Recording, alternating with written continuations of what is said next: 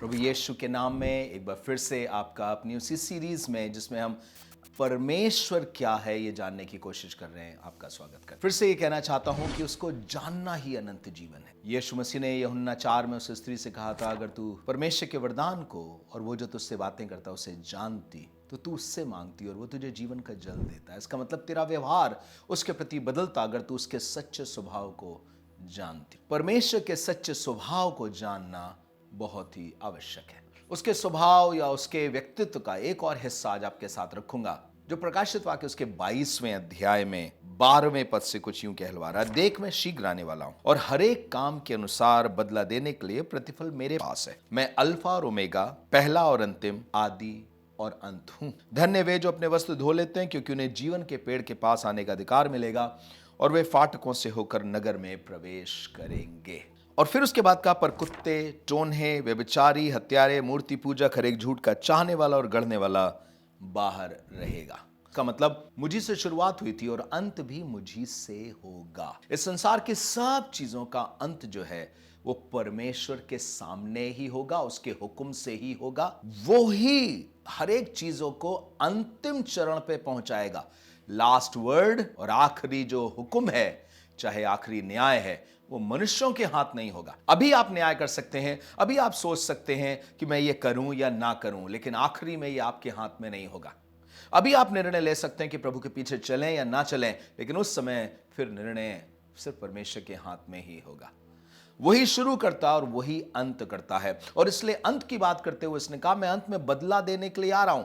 पर जो टोना टुटका करने वाले, कुत्ते, व्यभिचारी, झूठ बोलने वाले, झूठ के गढ़ने वाले, उन्हें भी याद रखना चाहिए कि मैं अंत हूं। ऐसा नहीं कि जो वो कर रहे हैं बस उसके करके निकल जाएं। There is no consequence to it. मैं डिसाइड करूंगा मेरा फ्यूचर क्या है ना। आप अपना ओमेगा है ही नहीं, आप अपना अंत है ही नहीं, आप आखिरत है ही नहीं। ये कोई और डिसाइड करेगा अल्टीमेटली क्या होगा। आज उसने एक मौका दिया है और इसलिए ये एक मुख्य बात समझना कि मेरा यीशु मसीह यानी परमेश्वर शुरुआत भी करता है और आखिरत भी करता है। फिलिपियों का पहला अध्याय उसके 6 पद में पौलुस जब एक ऐसी कलीसिया जिसमें आपस में विभाजन हो रहा है और कुछ लोग पौलुस की तरफ हैं, कुछ उसके विरोध में हैं, और इस वजह से पौलुस कह रहा है, इन सब चीजों के बावजूद मुझे यकीन है कि वो जिसने तुम में भला काम आरंभ किया है उसे मसीह यीशु के दिन तक पूरा भी करेगा।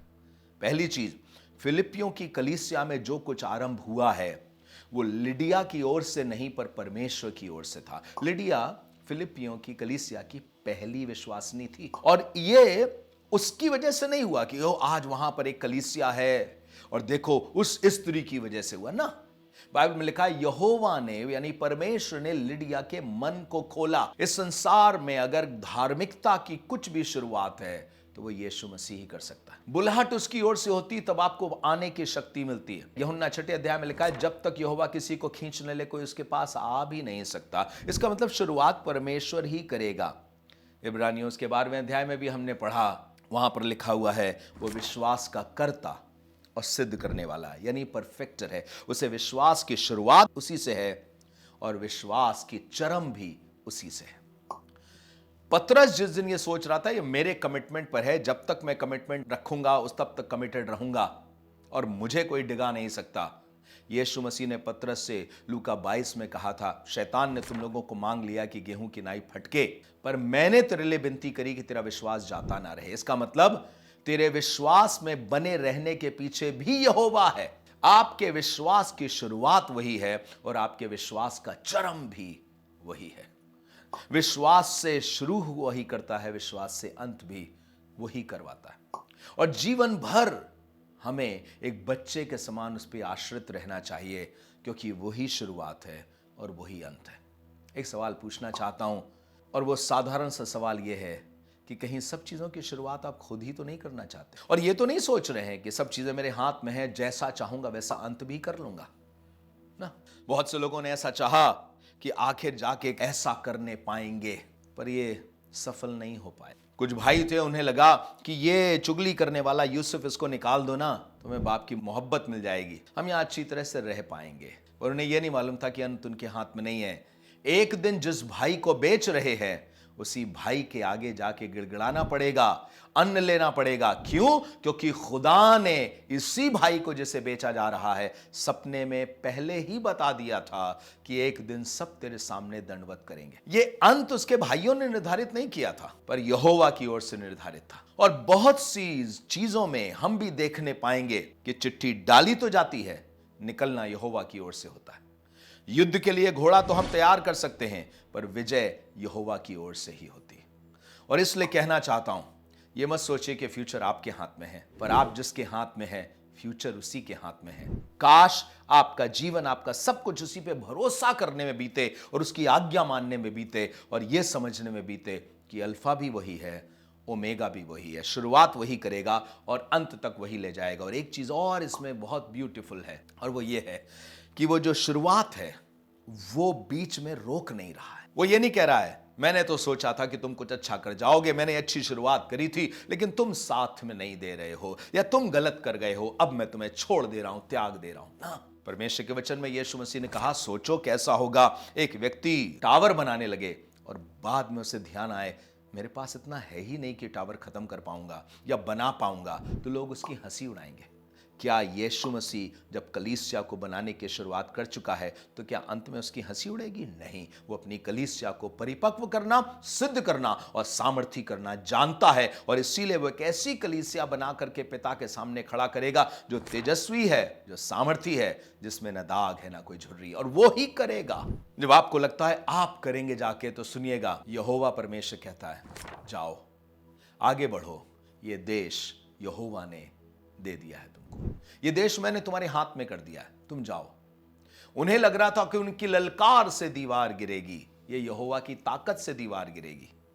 लोगों को लगता है चिल्लाने से दीवार गिरी, नहीं, बाइबल में लिखा विश्वास ही के द्वारा यरीहो की दीवार गिर गई।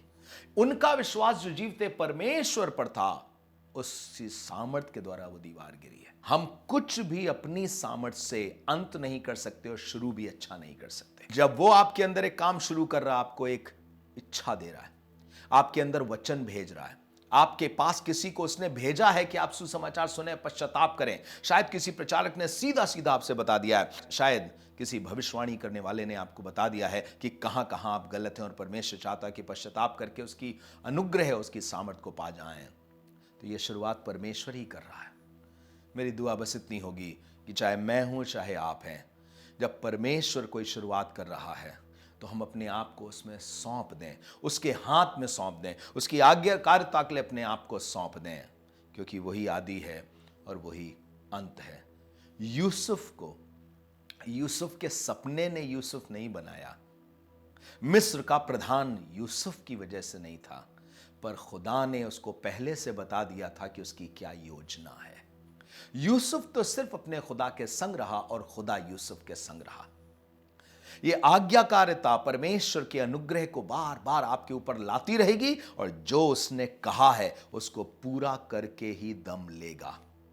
जब वो कह रहा है अब्राहम से कि मैं एक देश दूंगा, बड़ा देश होगा, दूध और मधु की धाराएं होंगी, तेरे वंश को वहां ले जाऊंगा और दुश्मनों को नाश कर दूंगा, तो ये करके उसने दिखा भी दिया, क्योंकि वही शुरुआत करता है और वही अंत करता है। मेरी प्रार्थना है आज्ञाकारिता में आप बने रहें, विश्वास करने में बने रहें, और यह भी विश्वास करें कि मेरा परमेश्वर ही शुरुआत है और मेरा परमेश्वर ही अंत है।